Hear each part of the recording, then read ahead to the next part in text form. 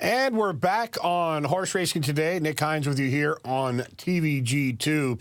We've got a big day tomorrow, a big festivity day out there at Charlestown.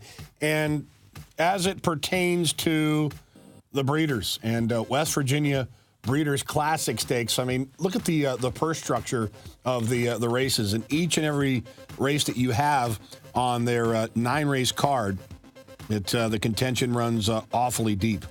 I'll be excited to tune in to TVG, and just for clarification purposes, yes, the Breeders' Distaff was the race that I thought, from a handicapping perspective, was one of the more intriguing. But you've got all of the action happening here on TVG2, and TVG, of course, will have that and be right around the time that the quarters are rolling along. So when you're getting involved in the best bet in racing, you need to get involved in what looks to be some great racing at Charlestown. I'm going to welcome in track announcer and the man that just about does it all, Paul Espinosa. How goes it on a Friday the 13th?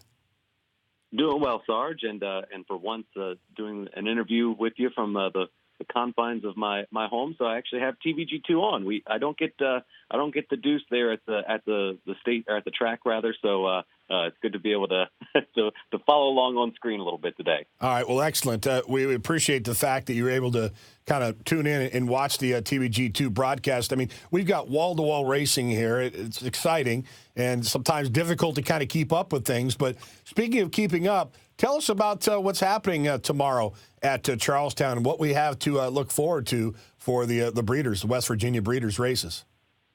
Well, it's a huge day, Nick, for everybody here in the community. Obviously, we've taken the product here at Charlestown to places it's never been before, with obviously having two graded races: Charlestown Classic, Charlestown Oaks, Grade 2 and Grade 3 respectively. But kind of the original event that people here in the community and in the state look forward to is West Virginia Breeders Classic Night, and it's the 31st West Virginia Breeders Classics. $1 million in purses up for grabs, as you kind of mentioned, obviously headlined by the $350,000 West Virginia Breeders Classic.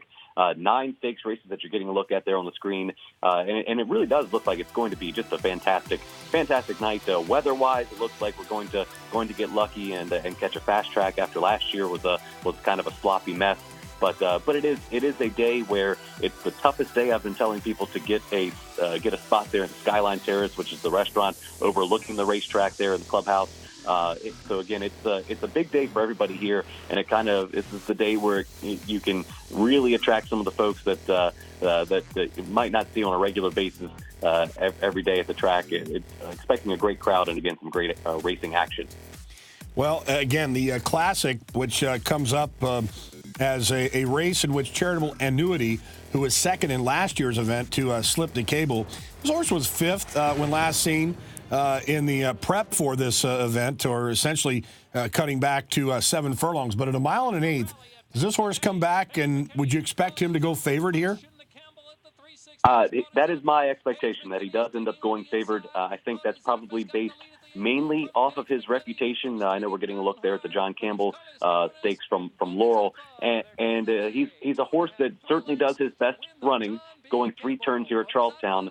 But that being said, I mean, Mark Russell, his owner, has he's admitted this has not been his year. I mean, it's just kind of been one little thing after another. I know in an article in the Daily Racing Forum, he kind of alluded to some soundness issues that have kind of prevented them from being able to train him the way that they've liked to a lot of the time this year. And so he's coming into this race off of that effort there in the Frank Gall, where he did run on a little bit. Obviously, Unrideable was kind of loose on the lead. That was the 3-year-old. So this is his game. 3 turns on a fast track at Charlestown is his game.